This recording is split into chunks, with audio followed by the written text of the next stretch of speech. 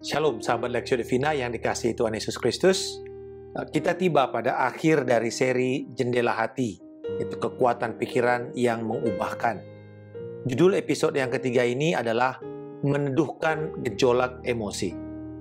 Karen Lawson, MD, dokter peneliti kejiwaan dari Universitas Minnesota, menyatakan bahwa pikiran dapat memicu emosi. Bila seseorang sedang memikirkan, contohnya tentang wawancara pekerjaan yang dia akan lakukan, lalu kemudian dia terlalu fokus ke sana, bisa jadi menimbulkan kekhawatiran dan berujung mempengaruhi emosinya dan mulai menciptakan ketakutan, katanya. Apa yang kita pikirkan dan kita renungkan akan menentukan dinamika emosi kita. Dan emosi kita ini menentukan keputusan kita. Ada yang mengatakan kita menganalisa dengan rasio kita, tetapi memutuskan dengan emosi kita. Ada kaitan antara apa yang kita pikirkan dan gejolak emosi yang berakhir dengan tindakan kita. Selain itu, cara kita memperhatikan atau menilai hidup kita akan juga mempengaruhi perasaan dan emosi kita. Nah, jauh sebelumnya, Yesus dalam pengajarannya kepada murid-muridnya telah menjelaskan hal ini dalam kaitannya dengan apa yang dipikirkan oleh murid-murid dan bagaimana mereka menilai keadaan atau menilai diri mereka. Itu akan menentukan keadaan emosi mereka. Dalam hal ini, kita akan melihat bagaimana orang yang salah memikirkan sesuatu berakhir di dalam hidupnya penuh dengan kekhawatiran. Lukas pasal yang ke-12 ayat 22 sampai 34, ini adalah pengajaran tentang kekhawatiran yang terkait dengan teks sebelumnya, yaitu tentang orang kaya yang bodoh. Berbicara tentang ketamakan manusia. Yesus seolah-olah mau menyampaikan kepada murid-muridnya bahwa ketamakan itu selalu merasa tidak pernah cukup. Sedangkan kekhawatiran selalu takut tidak akan pernah cukup. Nah, dengan kata lain, kekhawatiran itu adalah upah emosional. Jadi dampak emosional dari seseorang yang terlalu memikirkan perkara-perkara materinya semata-mata. Bagaimana dia menumpuk hartanya, bagaimana dia menjaga hartanya. Dan karena pikirannya terlalu ke sana, wujudnya adalah dia khawatir tentang kehidupannya. Yesus memerintahkan murid-murid untuk tidak membangun kebiasaan kekhawatiran atau mindset tentang kekhawatiran akan apa yang mereka makan, tentang kesehatan tubuh mereka, dan juga tentang apa yang akan mereka pakai di dalam ayat yang ke-22. Lalu Yesus mengarahkan pikiran mereka kepada kebenaran. Dia katakan begini, 2 kali Yesus memerintahkan mereka, perhatikanlah burung-burung gagak di dalam ayat 24 dan juga ayat 27. Perhatikanlah bunga bakung. Kata perhatikanlah merupakan perintah.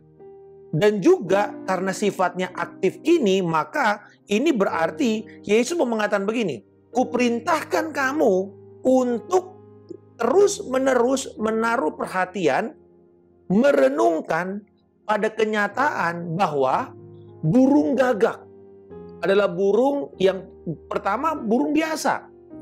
Jelek suaranya, hitam, dan juga bagi masyarakat pada waktu itu ini adalah burung pemakan bangkai, burung najis yang terkait dengan biasanya mistis atau kuasa kegelapan.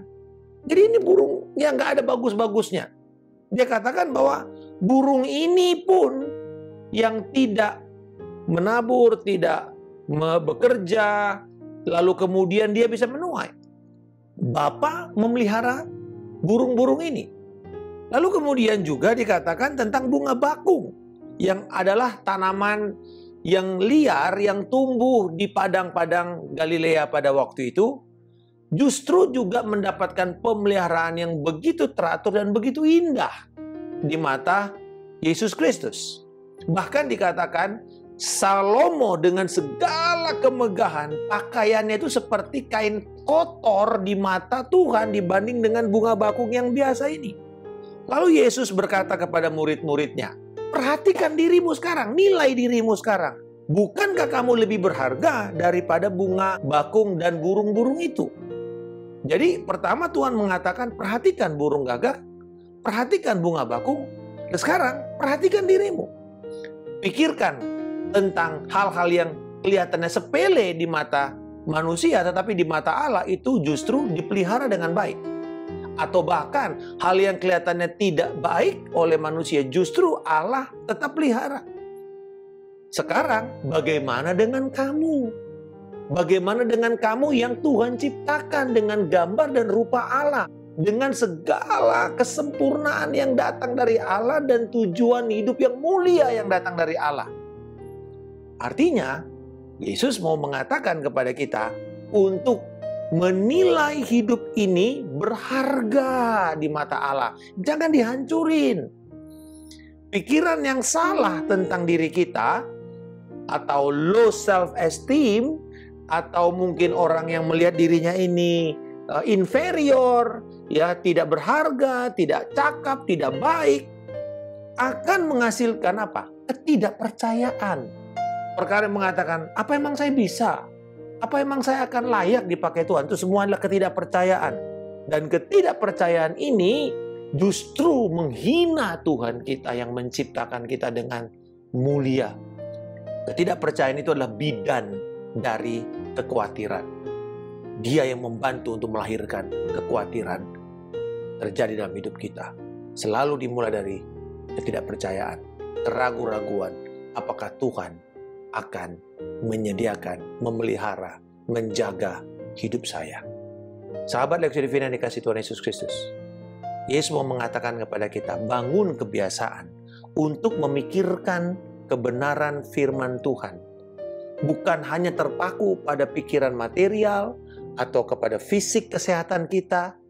Terutama di dalam masa pandemik ini, ketika kita terlalu khawatir tentang apakah saya akan bertahan, apakah saya akan sehat terus, atau saya akan terpapar, bagaimana dengan keluarga saya, apakah saya akan bisa merayakan Imlek nanti bareng-bareng, apakah saya akan bisa, anak saya akan terus, dan seterusnya. Banyak hal yang kita bisa pikirkan, yang kita khawatirkan. Tetapi justru itu tidak akan menambah satu hasta pun nyawa kita. Hari ini ada kabar baik kepada kita semua. Bukan kita tidak peduli dengan keadaan sekeliling kita, atau bahkan kita jadi orang malas. Bukan, Tuhan tidak mengatakan itu. Tapi Tuhan mau mengatakan begini. Pertama, bangun kebiasaan dan disiplin. Berpikir pertama, carilah dahulu kerajaan Allah dan kebenarannya. Hal-hal yang daripada Tuhan, yang akan menguasai pikiran kita, sehingga kita punya perspektif bagaimana memandang dunia ini. Yang juga bagaimana memandang diri kita. Bahwa kita inilah buatan Allah, diciptakan dalam Kristus Yesus untuk melakukan perkara-perkara yang baik, yang Tuhan sudah siapkan kepada kita untuk kita jalani. Kristus menyelamatkan kita, bukan hanya membuat kita masuk surga, tetapi menyediakan kepada kita hal-hal baik untuk memuliakan Dia. Hari ini, sahabat Leksio Divina yang dikasihi Tuhan Yesus Kristus, pada akhir pekan ini, mari saya mengajak kita semua untuk mengarahkan pikiran kita kepada perkara-perkara kebenaran firman, dan mengisi dan juga mengubah cara pandang kita melihat diri kita. Sehingga ketika kita menundukkan emosi kita di bawah ketaatan kepada firman Tuhan, maka kita akan membawa kemuliaan Tuhan, dan hidup kita akan penuh dengan damai sejahtera yang melampaui setiap akal dan pikiran kita. Bapa di surga, aku bersyukur, aku sangat berharga di matamu. Engkau adalah Bapa penyedia dan pemeliharaku. Aku mau menundukkan pikiranku kepada ketaatan Kristus.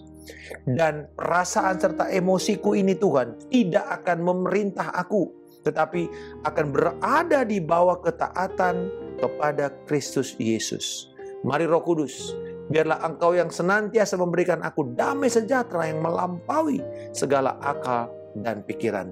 Di dalam nama Tuhan Yesus Kristus, aku telah mengucap syukur dan berdoa. Haleluya. Amin. Salam kemenangan. Saya Pendeta Markus Simanjuntak.